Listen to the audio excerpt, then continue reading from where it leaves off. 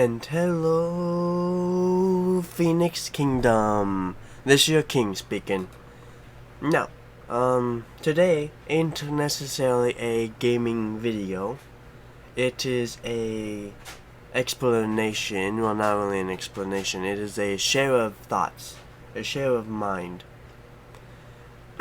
Because in this video, as it probably, well, it doesn't really explain in the title, but the title being what's wrong with Pokemon.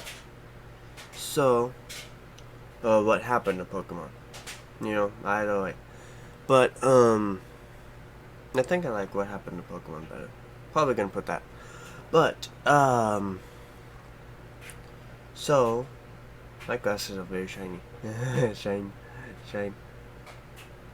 Anyways, so in this video we're going to be talking a little bit about the Pokemon, you know, talking a little bit about each generation, every new region they made, all of that, talking about the basics of what was wrong with those games, what was new about the games,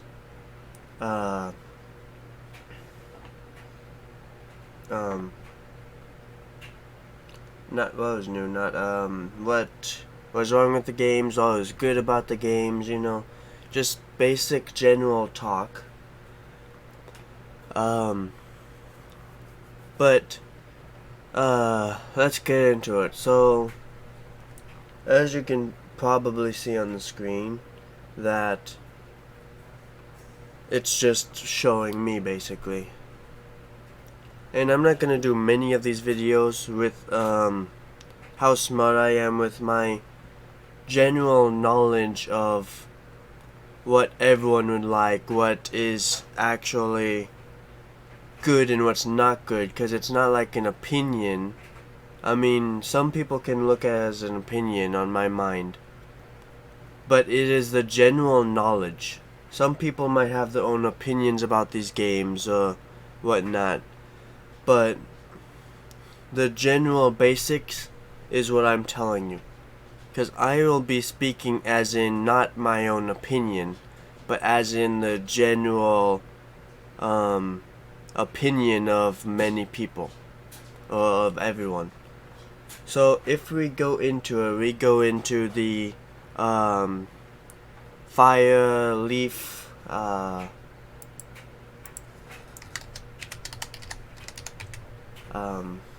Gen 1 Pokemon. I just gotta very quickly check. Okay, yeah. No, it was not leaf. It was red, green, blue, you know, yellow. You know, early games and even the remix games. All of the games having to do with Kanto and everything. Every one of those Kanto games was pretty good. They had the basics of the games pretty good. They had good storyline. You could be playing through it and it has pretty good storyline. It has that proper mixture of challenge. You've got a little bit of challenge there, a little bit of ease. It's not too easy, not too hard to play through. You could easily be able to do it, and even needing to do a little bit of extra training on the side and everything. It's even semi-good game for those that wanted to do the Nuzlocke challenges or everything like that. Which, speaking of which, I will do a Nuzlocke challenge at one of these times. For this channel and everything, so I will be doing a Nuzlocke Pokemon challenge. It will be the general, because I looked up the Nuzlocke rules, and the general rules I can definitely do, even though my dislike for getting rid of the Pokemon when they faint and not being able to use them again. But even with that, you know, there's only the 3 basic rules. You got the first Pokemon you see on the route, you have to catch that. the releasing of the Pokemon, when they faint, classifying them as dead, you know, those things are pretty doable. Those are basically the main Nuzlocke rules, and then every Nuzlocker will be able to add in their own rules if they wanted to, or do a little bit of modifying, but it's classified as a Nuzlocke as long as those two rules are in there. And then there's also usually no healing items, but it didn't really say, the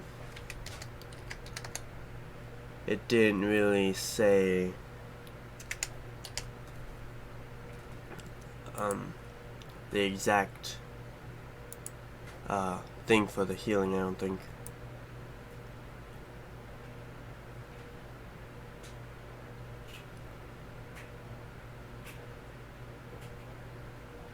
Okay, every Pokemon you capture must be nicknamed as well. That is part of the Nuzlocke rules. I had to look it up again. Okay, so I can do that. I will give you the here, 1 second. Okay, so as you can see, the mandatory rules being that every Pokemon captured must be nicknamed. When a Pokemon faints, it is technically classified as dead and therefore must either be released or put in a grave box, unable to be used ever again. And then only the first Pokemon that shows up on any given route is catchable. Meaning that you have to catch it when you see it. The first Pokemon you see, you gotta catch. If you don't catch it, that Pokemon, you've just missed the route.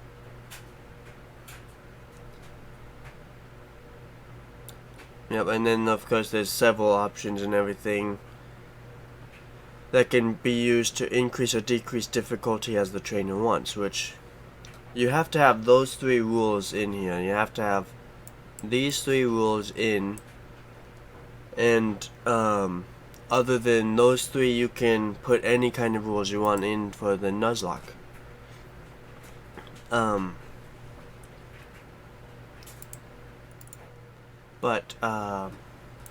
So that is the Nuzlocke rules right there. You have to have those 3 in, you know. And then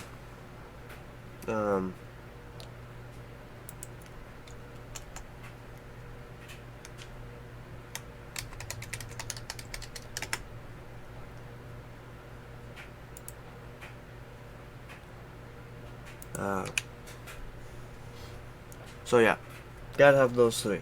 Anyways, back on topic, you know. Kanto region has has its goodness to it, has its badness to it, you know.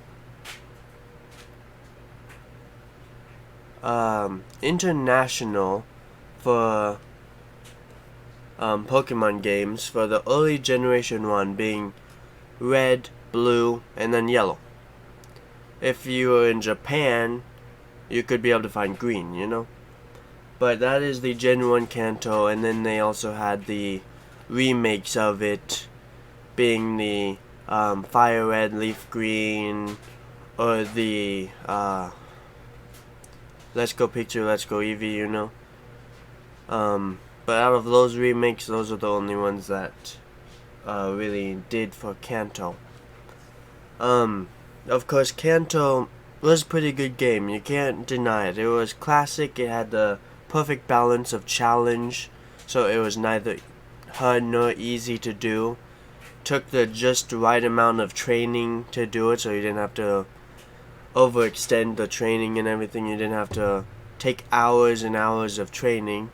You could if you wanted to, but it didn't take necessarily that long to train. It didn't take that long to complete. Didn't have too many problems that was just irritating, all whatnot, making them pretty good games. They had a good story, everything, you know, classic Pokemon story. Just defeating the gyms and fighting your rival, going against the Elite Four, fighting off against your rival again as the champion. Not much of a post-game to it. There's some Pokemon you could catch, but other than that, there's really no post-game to this, to the Kanto region, to any of the Kanto games.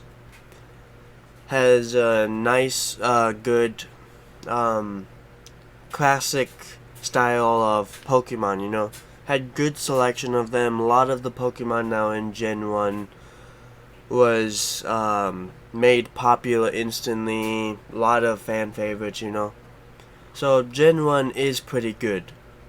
And if we're moving on to Gen 2, being Gold, Silver, Crystal, even the remakes of Heart Gold and Soul Silver, bringing in the Johto region, you would be able to, oh wait, what am I saying? You'd be able to? I lost my train of thought there for a second. But, you are given the... This is very distracting. Yeah. No, I do not want to see an ad just constantly showing me for Scarlet and Violet. I'll get to Scarlet and Violet later, though. Talking about that. That'll be at the ending. Anyway, so we have the Gen 2, the Johto region. Johto region has pretty good story, too. Just perfect balance of the challenge, not too easy, not too hard, just the right amount of training. Brought in the new kinds of Pokemon, quite a few being popular, And even them giving you mid-story 100% chance to catch a shiny Pokemon, and being a red Gyarados nonetheless, is pretty good. I mean, if they decide to add in the 100% chance of getting a shiny, that is awesome. You can't deny that. It's just pretty good.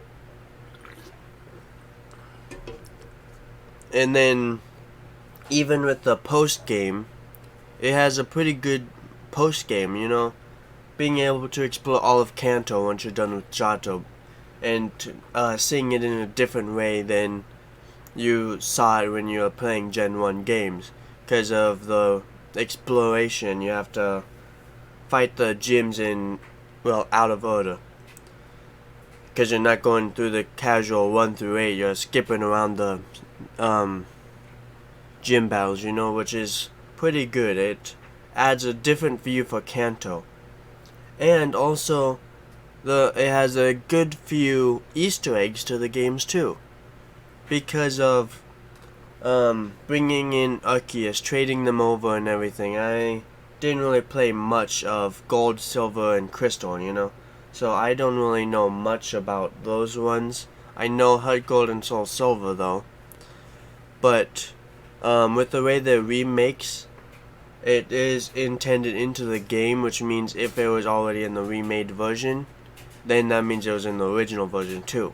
It's just how the remakes work. If you make a remake of a game and you leave out any part of that remake, then it's not a remake. They just made a completely new game at that point. But then again, if you make a remake of a game and it has like the story, everything in it, but leaves out a few of the Easter eggs, a few of the extra details into the game, so they just leave that out of the remake, then it's at that point when it is still a remake, just not a full-on remake. That includes if they're adding in Easter eggs or whatnot that wasn't in the original. At that point, they'd just be making it better than the original. But,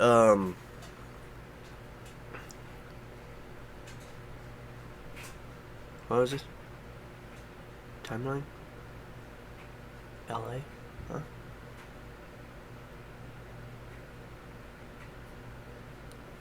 History of the Pokemon world.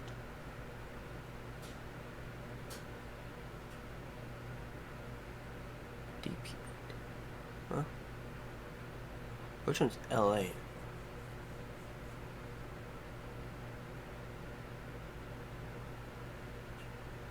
That doesn't make any sense. Wait, LA.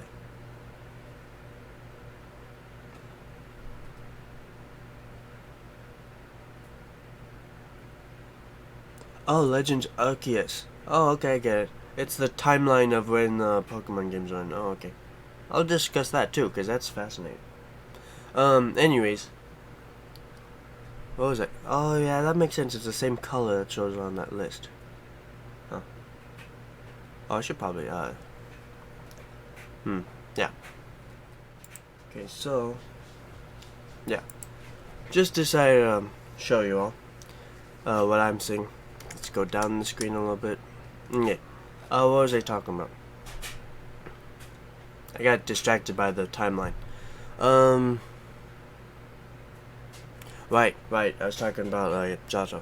So, you know that Johto has the good games, and if you trade over Arceus into the game, bring it to the Ruins of Alph, and then bring it to Ruins of Alph.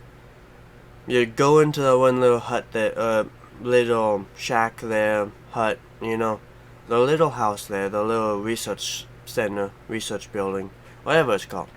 Anyways, you go into the, you're about to go in there with Arceus as your Pokemon, in your team, when he's in the first party of your team too. And,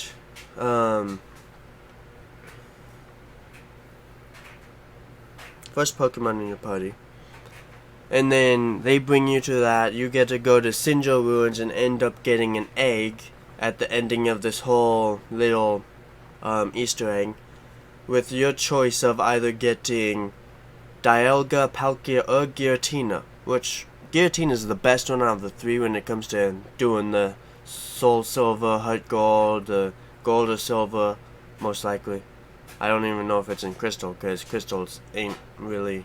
It's about Johto, it's not exactly the exact same for the state on the names in Crystal's the one about Suicune, which while Gold is about Ho-Oh, Silver is about Lugia. Anyways, so you know, with those games, you have the you can Giratina's being the best, and because of it being Put Ghost, making it so it literally can't get hit by most moves, except for by a Bellsprout, which is basically the only Pokemon in that early on stage where that doesn't use a normal type move, because it uses a grass type move. Every other one's pretty easy to train against when you have Giratina though. And Giratina instantly knows Dragon Breath and something else, I think. It's been a long time since I've played them. But, anyways, you know, Johto is a pretty good game, has all the classic styles similar to Kanto. They had the similar,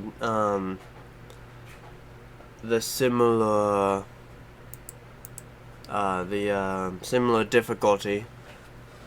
You know, not too hard, not too easy, good story. What makes Johto slightly better is the fact that it has a better post-game, a pretty good post-game, and to this day, Soul Silver and Heart Gold is by chance the best that they made because of everything that they put into that game. It's not just my opinion, it is an actual fact that it was the best game they made since today. Because, and now I'm not counting Scarlet and Violet as part of that, because it's not quite out yet. It's still got a couple more months left before it's out. So it's hard to tell if that is actually better. But if you look at the overall challenge between the games, if you look at the challenge of the games, you look at the overall story of the game, the post-game of the game, you know, what Pokemon your rivals have, how good they are against you, how much challenge there is in those rivals. Even with the Easter eggs to the game, you know, nice little things that you ordinarily wouldn't be able to see unless you're looking for it, or, you know, just like the things you notice right off the bat, and it's like, hey, that's pretty cool, I'm glad they put it in, you know. It's like those, just minor details to the game and the story, the difficulty, all of that is what depends on what makes it a good game. And then of course by this time they have the classic, you know, the classic battle styling and everything, and they just slightly upgrading it, you know, by the time they made the Johto and everything. So, you know, it's pretty good. Then we go on to the Generation 3, being the Ruby, Sapphire, Emerald, and this is when Fire Red and Leaf Green came in. As you can see from this list. But, so Ruby, Sapphire, and Emerald, as well as its remakes of Omega Ruby and Alpha Sapphire, which, this is the point when the remakes actually added more things. Which the remakes, for the Omega Ruby, Alpha Sapphire, added in the Mega Evolution. That's when Mega Evolution was actually inputted. Mega Evolution wasn't in the original Ruby, Sapphire, and Emerald. And I kind of wish they made a remake for Emerald itself, because, I mean, it's literally about the third legendary, and they only made one story for it. I mean, if you make a remake for the main parts, then that's pretty good. 'Cause you made the remake, and then you just decide to leave out the third game. I mean, seriously, what is that? But, you know, this video ain't about my opinion. It's just weird that they decided to leave out a third game, though. So, anyways, we're in Generation 3, talking about Hoenn region. Once again, it's got some good challenge, you know. It is the Generations 1 through 5. No, well, 1 through 4. They have basically the same style of situations. They've got the classic equality of the difficulty, you know, not too hard, not too easy. Each of them have good stories, their own unique stories that are different than each other. They're different gym leaders, all that, making them all different good, you know, all the different kinds of Pokemon you could find, where you can find them, everything like that, you know. Each one being different from the others. And then, you know, so Hoenn has good story, everything, just like the rest, you know. Good new Pokemon added in, good legendary, just like the others, you know. It's a pretty good game. And then, of course, there's Heart Gold and Soul Silver in Generation 4, you know. Then we go to Generation 5 with Black and White. And then later on, Black 2 and White 2. But Black and White was the first games to actually change their games a little bit compared to the classic Pokemon style. Because you don't just have one rival that is good against you. You have two rivals, one that's good against you, one that's weak to you. And which is a nice style. It still adds in the basics of the game, you know, the good story. A little bit of a post-game, so the game doesn't end immediately when you beat the Elite Four or the champion. And then having a little bit you could do later on, you know, a little bit of Pokemon you could do, sometimes a little bit of post-game you can do. Only one that really had a post-game that really was like a whole nother story was the Heart Gold, Soul Silver, Gold and Silver, most likely, you know. It's those ones, the Johto region, that actually had a actual post-game afterwards. But each one of the others basically still had a post-game, in the sense that there's just more you could do, and it just kept going until you decided to restart the playthrough or do a completely new one, or just keep it that way and not play the game again. just keep it that way, not play that game again, then get another game, and then try a new story. Which that's just kind of a waste of space if you think about it. But if you had things like the Pokemon Bank or Pokemon Home, which only came out after the 3D games, which was after Black 2 and White 2.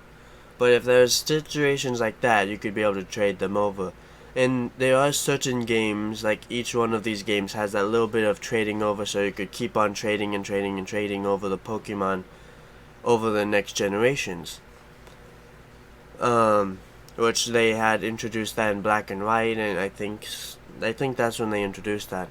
You could be able to trade over the Pokemon from Diamond, Pearl, Platinum, Heart Gold, or Soul Silver, and then you won't be able to trade them back, but you were able to trade them over to Black and White or Black 2 and White 2, and then be able to keep moving them on and on. But so yeah, Black and White had good story, you know, same basic post game where you could just catch more Pokemon and everything like that. And then you had the two different rivals.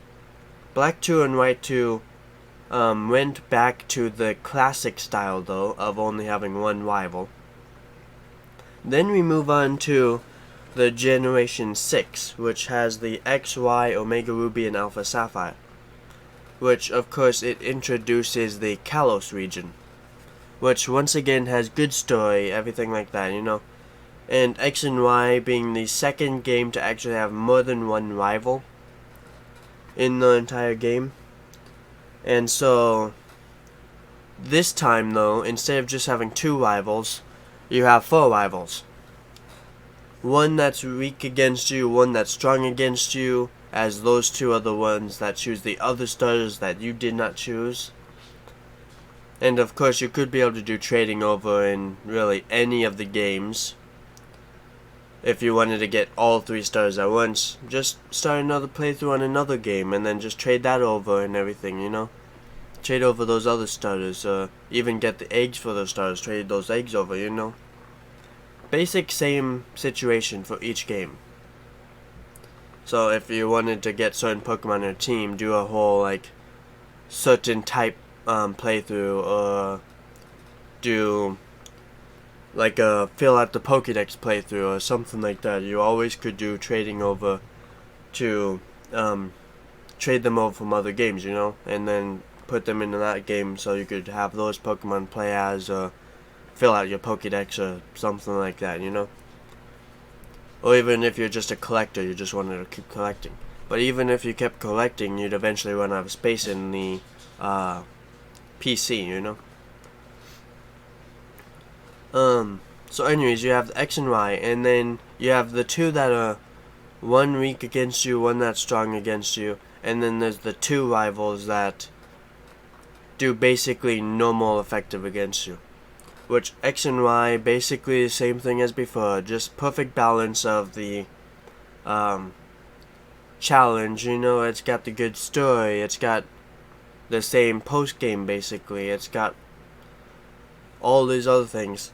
And it also was the first games to ever make the X and Y was the first games to actually be in 3D form. First games for the 3DS that are main game Pokemon games.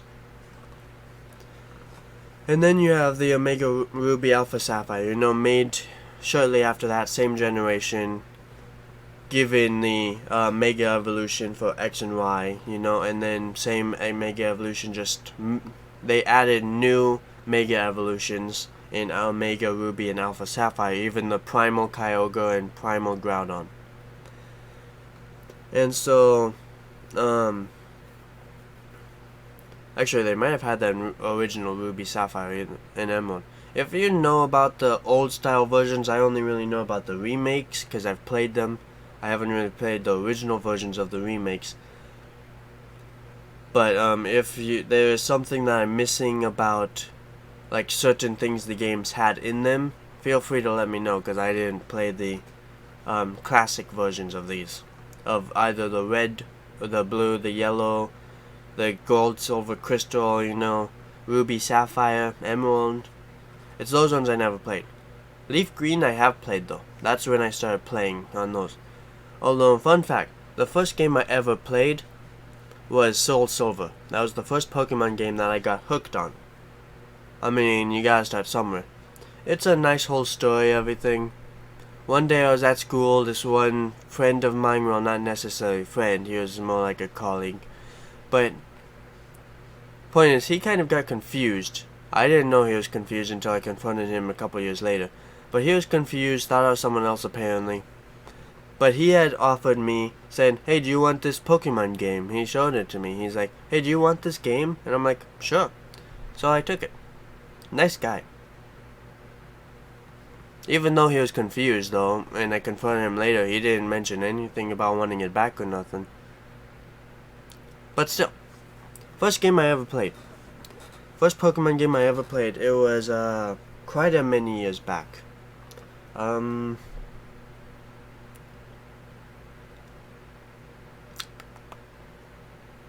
I was in 6th grade, I think.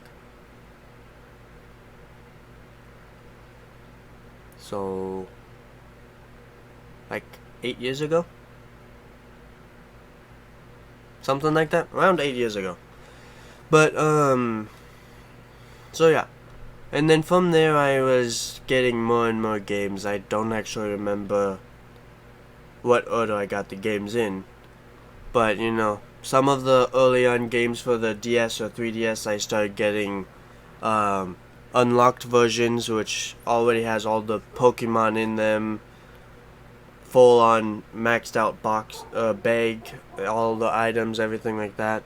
Not any key items, and it didn't have any of the story done, so it left in all the actually good parts.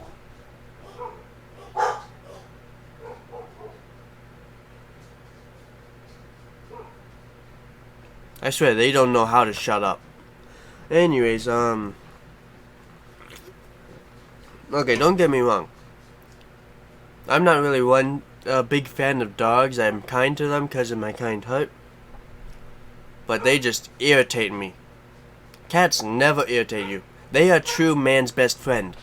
Seriously, cats are the true man's best friend. They teach you life lessons. They teach you how to relax. If you're stressed out, you have a cat. They teach you how to relax. They teach you how to go through things smoothly and relaxed. They are the greatest animals you could actually have as a pet.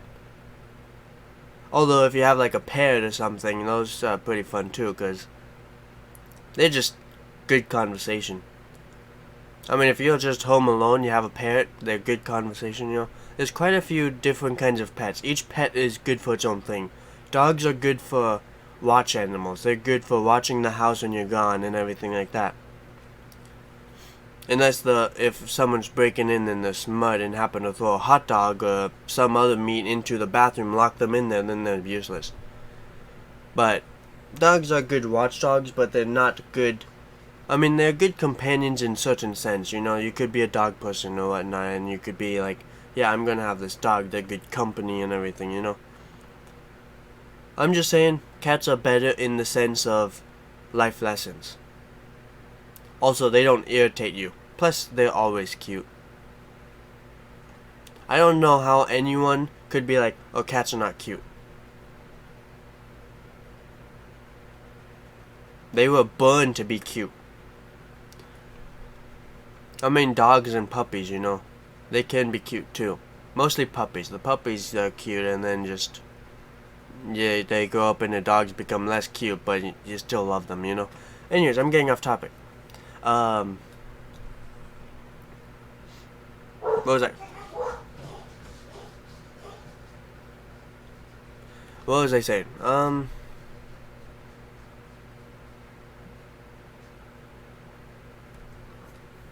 yeah, I was on X and Y. Omega Ruby Alpha 7. Yeah, so I mean, you have those games. They're pretty good games, you know, their style, classic style, everything like that. Perfect amount of challenge, you know, you have the new rivals and everything, so you have more than one rivals. And if I think about it, no, never mind. I was gonna think that Omega Ruby, Alpha Sapphire, those ones had 2 rivals too, but they did not. There was only that one guy that caught the waltz at the beginning of the game.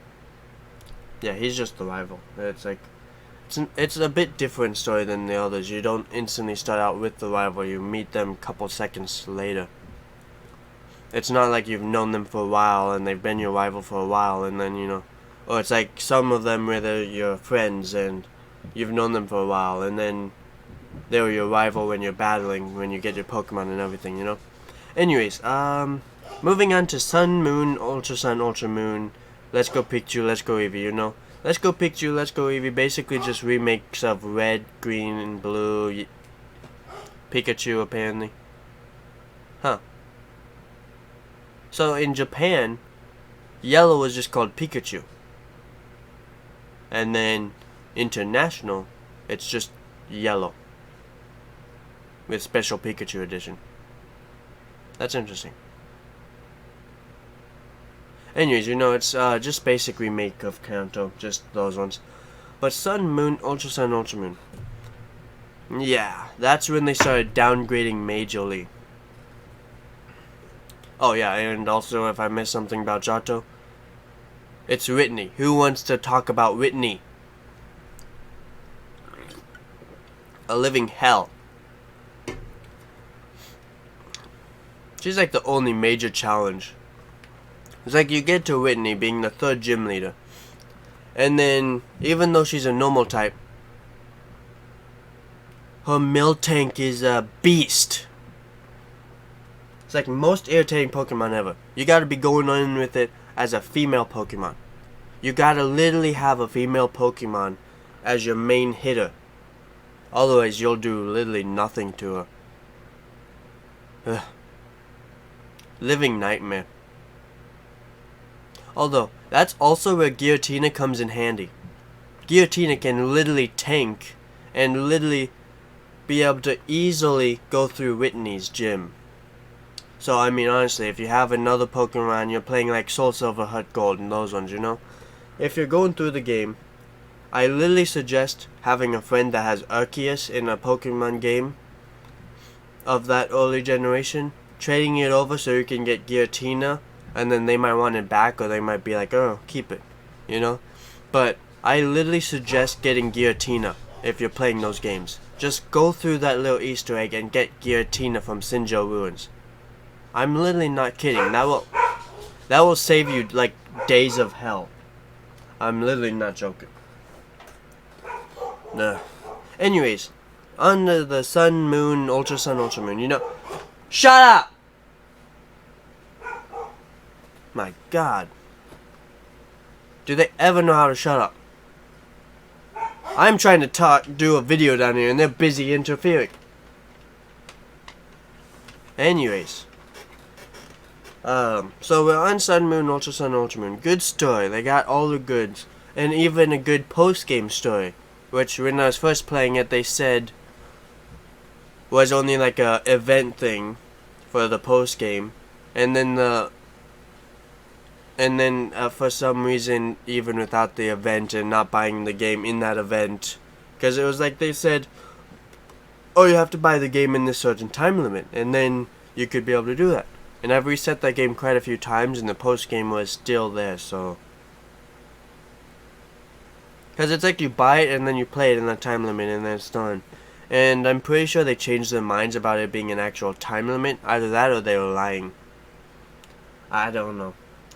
But you know, it got a good post game. Especially since you could be able to fight against Team Rainbow Rocket, which is basically just Team Rocket from Kanto, except with like Maxie from Omega Ruby and all these other bad guys from all these other different criminal teams all like working together.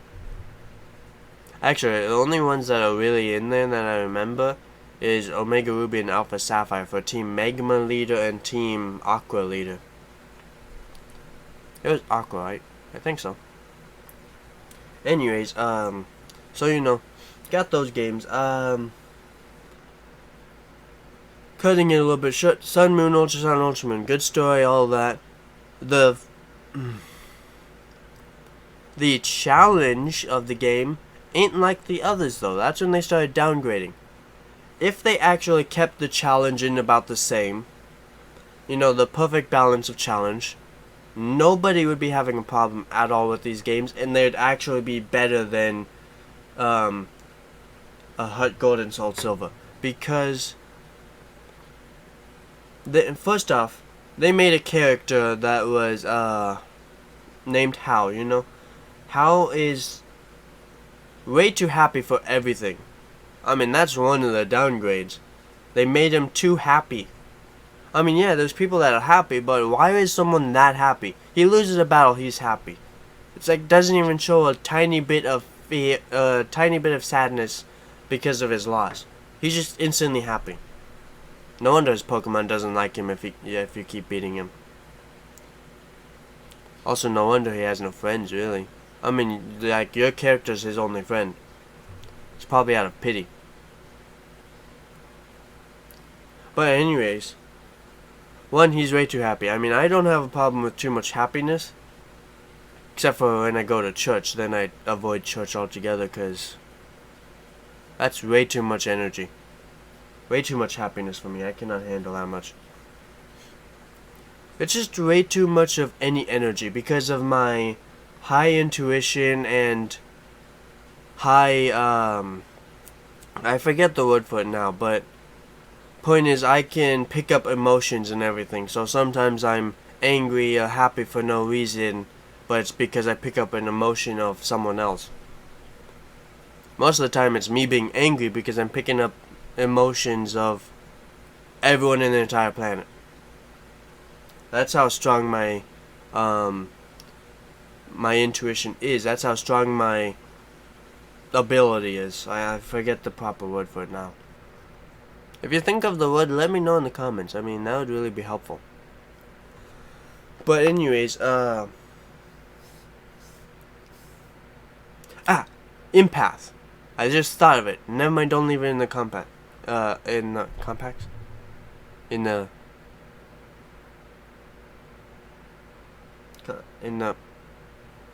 why am I, oh my god. In the comments. That was it. Yeah, empath. It's my empathic ability. Is that right? Empath. Ugh.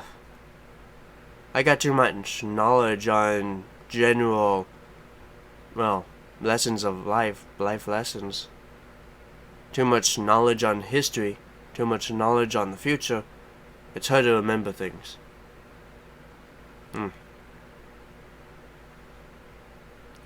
Wish I actually had good memory so that I could handle this a lot easier. Anyways, what was I saying? Oh, yeah. Good post game. Good everything, you know. How's an idiot? He's way too happy for no reason. Like that one kid that was always in my, what was it? Elementary school. One of my elementary schools. It was my third elementary school because first elementary school I went to wasn't special ed school. It was too hard for me. Then I moved to a special ed school only for 5th grade. And then it was 6th grade and 7th grade that I was in the second elementary school. And then I went to junior high and then high school. Anyways, there was this one kid that was always laughing over everything and it irritated me. He had high Asperger's, high autism. It's those kind of people that always bother me. It's just the fact on how high the level of their autism is that bothers me, because it just irritates me. Anyways, I'm getting off topic again. Yeah, so he was just way too happy. I wonder if they were basing him off of someone that had autism.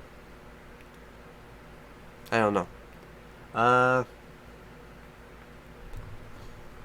think it's part of my autism that makes it so I don't like other autistic people, because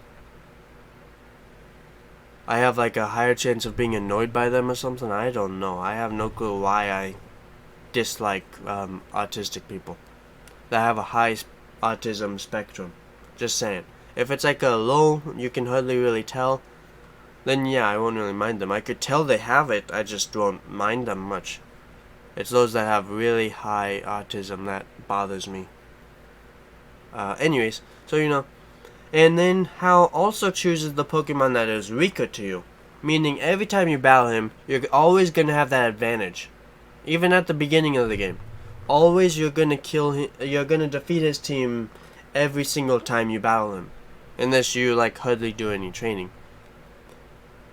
And then, you know, by the time they got to X and Y, you already had the XP share that could, when turned on, allowed you to be able to gain more experience. Your whole team could be able to gain experience even if they weren't in battle. So they had that in the Sun, Moon, Ultra Sun, Ultra Moon also. Pretty much most of the game was good, except for the challenge difficulty. Throughout the entire game, it's way too easy. You just go through and, oh, well, you have no problem. You don't even need to do training. And then, you reach the ending of the game. Ending of the main game, you know? And they have the hardest challenge, the hardest battle in all of Pokemon right then and there. So, it's completely easy, and all the challenge is at the ending of the game. So, it's a completely total failure when making a good game for Sun, Moon, Ultra Sun, Ultra Moon. Like I said, if they actually balanced out the challenge, it would have been better than even Heart Gold and Soul Silver, because it's got the good post game, it's got the good main game, a good story, but it lacks the challenge, and then it overextends the challenge. Nobody wants something that is too hard to do or too easy to do. They love that good balance of easy and hard. And then you go to the Let's Go Pikachu, Let's Go Eevee, which basically just a remake, so don't need to go through that. And then there's Sword and Shield, and my god, worst games they ever made. No joke. People love the games because of the story, though. You enjoy the good story. It's got good story, everything like that.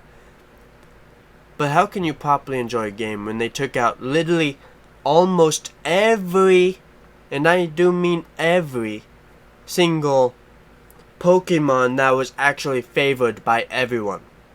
Almost every single good Pokemon was taken out immediately when they brought in Sword and Shield. Which is basically 90% of the Pokemon, well, not exactly 90, like 80 to 90% of the Pokemon that was already in there was completely wiped out when they first made Sword and Shield. And then most of the Pokemon you'd see were new. Well, not most of them, a lot of them. So they added in the new Pokemon, the new regional forms of the Pokemon and everything, which is nice and all. But they took out most of the Pokemon. And then they made the first DLC, and then they made the second DLC, which fixed a lot of that problem. Yet there's still a lot of Pokemon missing from those games. Like half of the starter Pokemon were taken out. They still have remained taken out. And there's still a lot of other Pokemon that are still out of the games completely. So overall, Sword and Shield is pretty bad. Good story, good post-game. Not actually much to the post-game. The post-game brings in the legendary that you could catch it, though, because you can finally catch the legendary at the post-game. You defeat the champion, and then, oh, look at that. You can now catch the legendary. Why? Put it in the main game. I mean, why would people actually want to catch a legendary Pokemon for the specific game that they're playing? Like, you could be playing Sword and try and get Zacian, or playing Shield and you want to get Zamazenta. And you have to wait till you beat the champion and that whole battle arena situation to actually be able to get that done. I mean, seriously.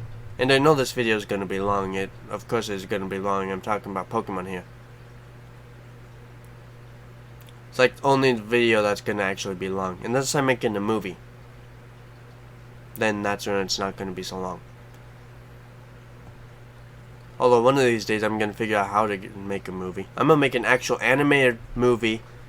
Maybe a couple music clips, like parody music clips for Minecraft, There's definitely gonna be a Minecraft movie I'm gonna make at one point. At some point I'm just gonna make a Minecraft movie.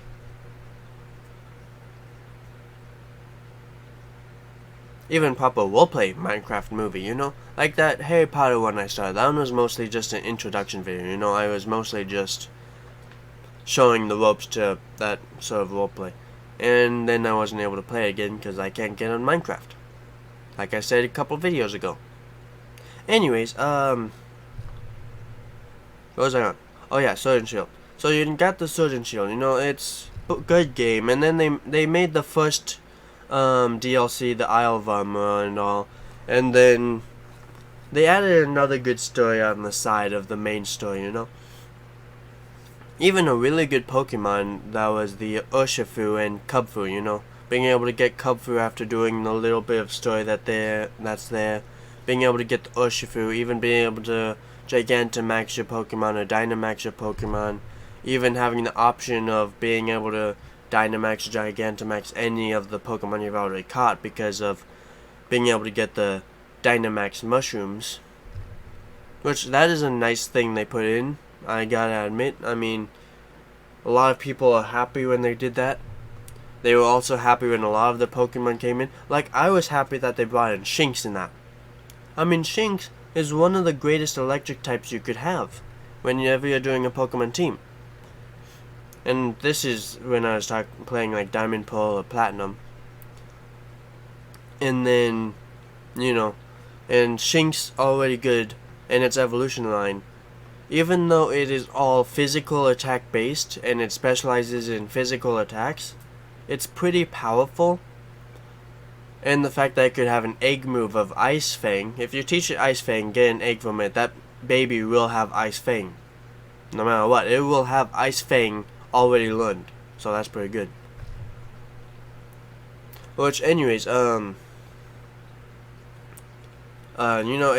has the ability of learning Intimidate, which Intimidate is already known to be one of the best abilities to have, especially early on in the game, because every enemy is using melee attacks at the very beginning of a game. Therefore, you're lowering their attack, making them almost useless and unable to do much to you. So Shinx is one of the best electric types, and that ain't just my opinion, that is actual true fact. And then they made the second DLC, the Crown Tundra, which adds in, well, literally every single legendary and mythical Pokemon, basically. Which is nice. Actually gives you a good option of, like, team members you could have, Each one having this, exclusive to Sword or Shield, And you even being able to team up, which the whole thing for the Max is pretty stupid. You both have to be looking for the exact same thing. You could both be choosing to look for the exact same kind of Pokemon because you already have it registered, you already know where it is, and then you select that, and you go like online linking mode, and then you try linking to others, and then voila, you find a couple others looking for the same Pokemon. Or you could be looking for just any kind of Pokemon, you don't care which one, you just select that one option, and then voila, you join up to others. And you could be joining up to one, say you're playing Sword, or you're playing Shield. Well, let's just say you're playing Sword. But you're playing Pokemon Sword, and you're joining up with someone who's playing Pokemon Shield. They are running into a legendary Pokemon that's only exclusive to Shield, and you're playing Sword. You're given the option of catching that Pokemon, which makes it so you don't even need to trade that Pokemon to get it. You just have to play with someone that's playing the opposite game that you're playing. If you join up with them, there's not really a high chance, but there is a chance for you to be able to run into a exclusive legendary for their type of game, which is pretty good. And it also added in another Reggie Pokemon, Well, actually, two more Reggie Pokemons. Both are weird. But, they have a lure behind them, basically, where Regigigas didn't have enough power to make the full body, so they had to settle with what he had. Still weird, though. One's just a dragon head. The other one's just a couple of wires put into a ball. It's weird. I'm not really, I mean, they're okay. It's also weird how you can only catch one of them at a time. So if you wanted to have both of them in your Pokédex, you have to literally trade over. It's literally the only way you could get the other one, by trading over.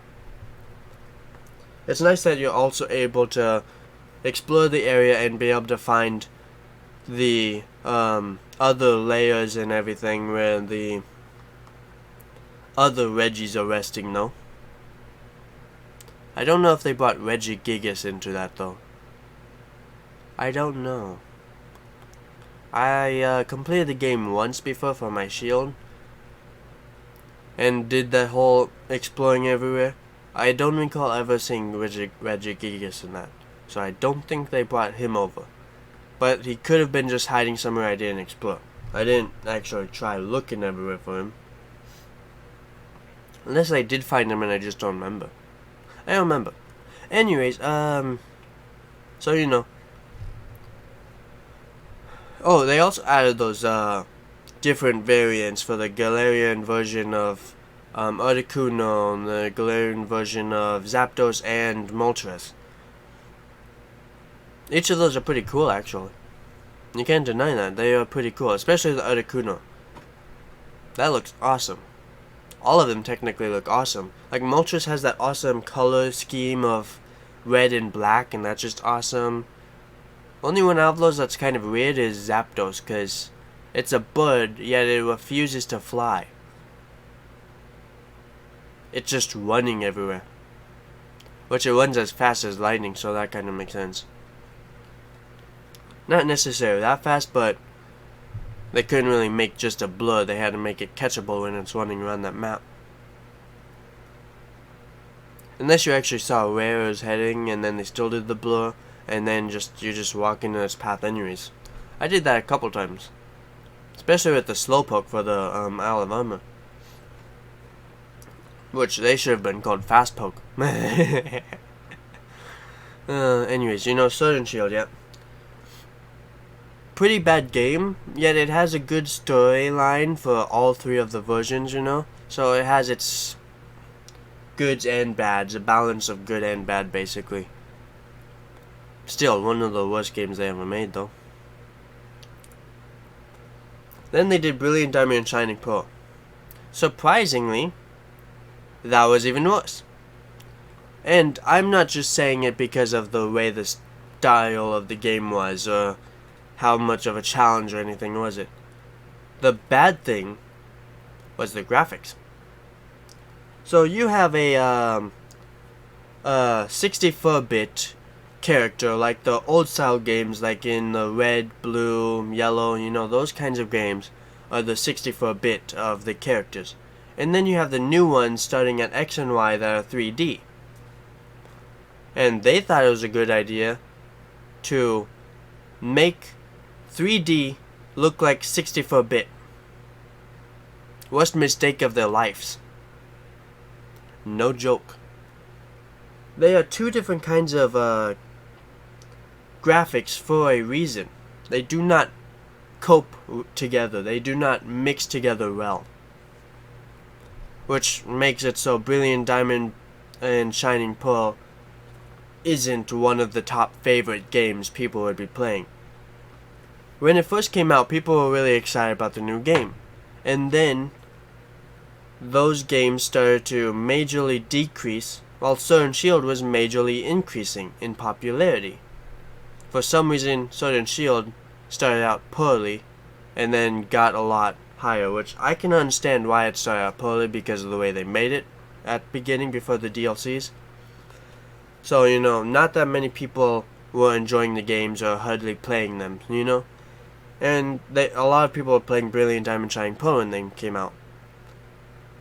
And then, within about 3 years, I think it was, they were switching. While Brilliant Diamond Shining Pearl was going down in popularity, Sword and Shield was going up in popularity. You know? And then they made Legends Arceus. And of course, starting from Sword and Shield and ending in Legends Arceus, this is all in the Generation 8. And so, you know, we have Legends Arceus. Pretty good story. Pretty good game altogether. You got the classic role-playing style game, not just for Pokemon, but the classic role-playing. But like Sword and Shield, they didn't know how to actually properly distribute the challenge, because Sword and Shield was way too easy. You could have your Pokemon up to level 100 without hardly training by the time you reached your first gym. And they made it even worse when they made the Crown Tundra, because you could just do a little bit of training in the max layer and literally get endless extra large candies. Good for training though, but bad for its difficulty rating. Anyway, so back to Legends Arceus. They didn't know how to make a properly challenge equal game, you know? Because Legends Arceus, a lot harder than any of the other Pokemon games.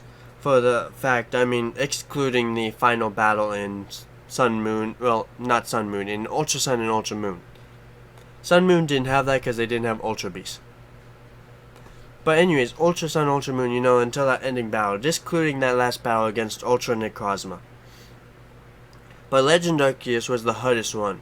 And if you actually look at the challenge difference between Ultra Necrozma and Ultra Sun, Ultra Moon, against Legends Arceus, then, what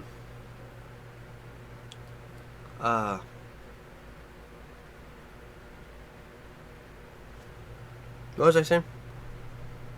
Oh yeah, you look at the challenge difference, and Ultra Sun, Ultra Moon has that one really strong challenge at the very ending. Everything else easy. And then you have Legends Arceus. The entire game is non-stop HUD. I mean, I like the aspect that they did the roleplay style, full roleplay style for the game, you know, and almost complete overworld game. But, oh boy,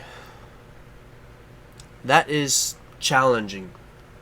I mean, you have to do all this dodging, you gotta do all this running, you gotta be throwing the Pokeballs yourself. At least the throwing of the Pokeballs isn't as hard as Let's Go Pikachu and Let's Go Eevee, when you literally have to aim with your own controllers. Which, I mean, you have to have some seriously good eye coordination to do that one. It's a little bit less needing for eye coordination for Let's Go Arceus, Legends Arceus though. But it's still a bit of a challenge even with catching and throwing the Pokeballs and everything. Because up in that point, they all had the exact same sort of style, except for Let's Go Pikachu, Let's Go Eevee. Let's not count those remakes. But basic same kind of style of battling. You know, you go to the bag, you select the Pokeball, it automatically throws it, you know. So it was never seen before, yet it was a bit challenging. And then the next bit of challenge is the Alpha Pokemon. Which the Alpha Pokemon, good touching, but they should have made the Alpha Pokemon, sure, bigger, stronger than the usual ones around, but give it the limits for the low level. I mean, depending on where they are, that's what they should have done. Every single Alpha Pokemon you see is at least level 40, and there's 3 Alpha Pokemon you could be able to see very early on in the game. You could just take a left turn at the very beginning when you're on that first area. Oh, look, there's an Alpha Pokemon like a mile out. You go the other way. Oh, look, same thing right there, an Alpha Pokemon. You go to the right and then, you know, take a little split off, go in the opposite way of the one Alpha Pokemon. Oh, look, there's an even bigger Alpha Pokemon.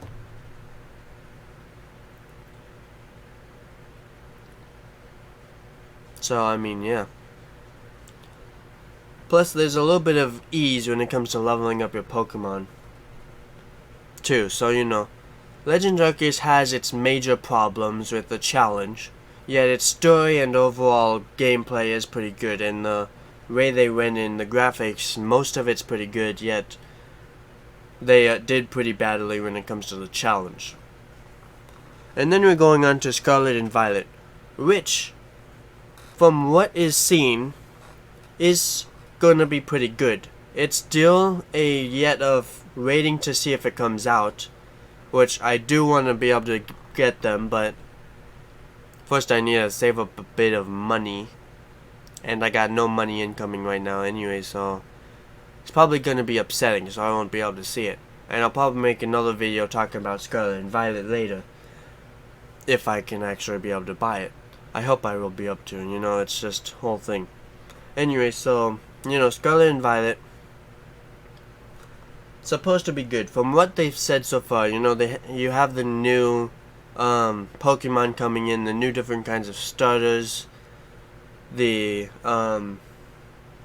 well, first before I go into that, Legends Arceus, you know, it did have the new kinds of regional forms of the starters too. It was nice that it brought you into a time that was like ancient, showing you what happened at the very beginning before the Pokemon came, before the proper Pokemon battling commenced, before many did any training at the very beginning of it, you know. It was nice that they did that and everything, and even add in the 3 different kinds of regional starters into the mix. So it would be nice to see if they made more Pokemon Legends games, like a Legends Celebi, or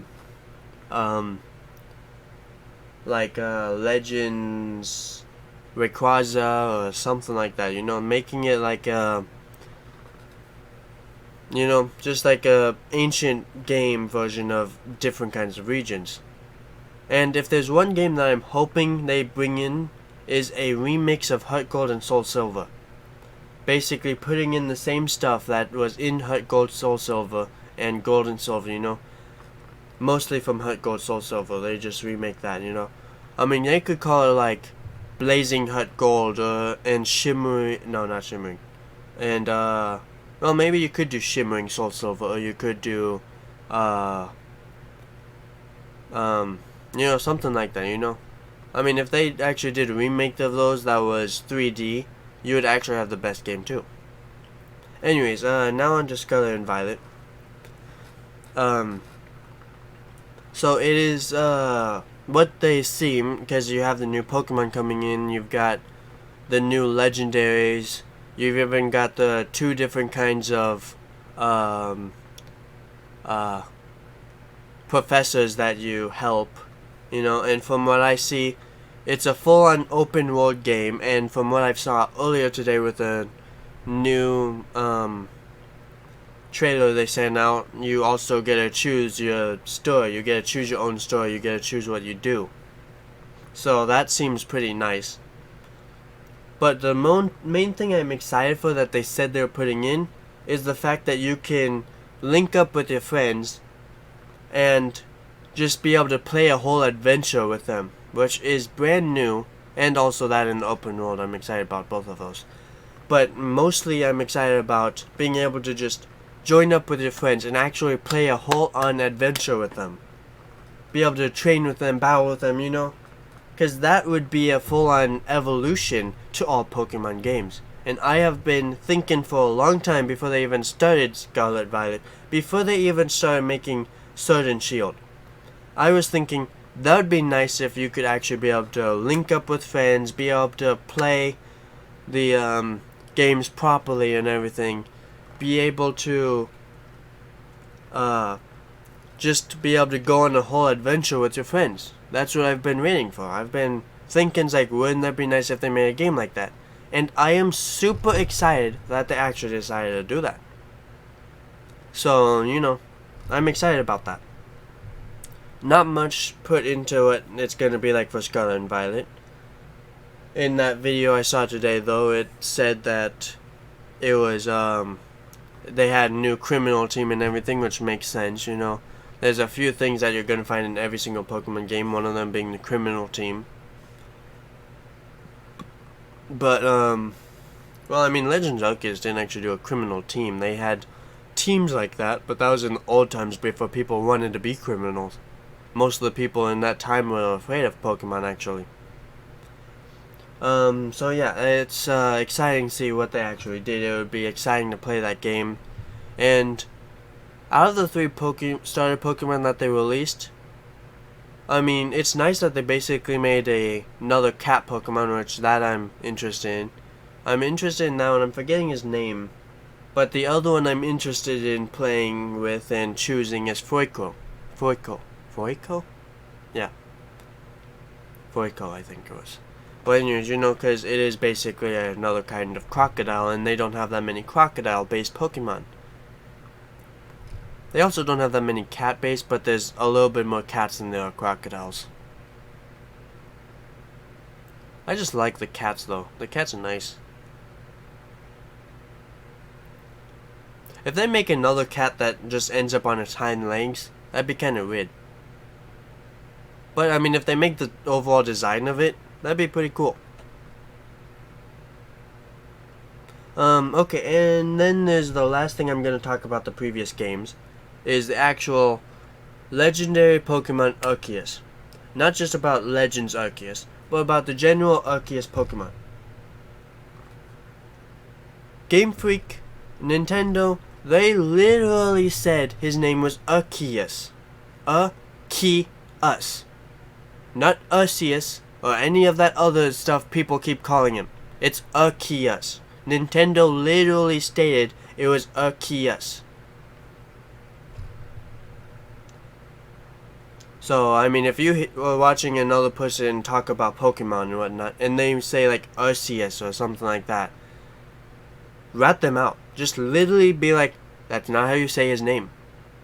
It's Arceus. Just help me out. Help them out. I mean, seriously. It drives me crazy when people misname Pokemon names. If they missay Pokemon names for how they're actually pronounced. Anyways, let's go into the timeline. Really? Anyways, so you know you have Legends Arceus being fewer than 300 years of red, gold, red, green, blue, yellow, fire, red, and leaf green, and of ruby, sapphire, and emerald. So fewer than 300 years, and then from those games, it's 3 years until they, 3 years until gold, silver, crystal, heart gold, soul silver, diamond, pearl, platinum, brilliant diamond, shining pearl, of those games, you know. So 3 years before those kind of games, as you can see on the bottom here, and then 12 years from those games until Black and White, and then 2 years until Black 2 and White 2, and X and Y, and then another 2 more years for Sun, Moon, Ultra Sun, and Ultra Moon, and sometime before Sword and Shield. I don't know why it says sometime. It's just like, oh yeah, we don't know how long. That's stupid. Anyways, and that will do it for today's video. It's not like the usual Pokemon, you know. It is I mean, it's not the usual gameplay, you know, but it was different. I had to get this off my chest. I had to share with you the basics of Pokemon, you know. What happened to Pokemon? And I'll see everybody in the next video. Phoenix, punch that subscribe button if you haven't already to join my Phoenix Kingdom.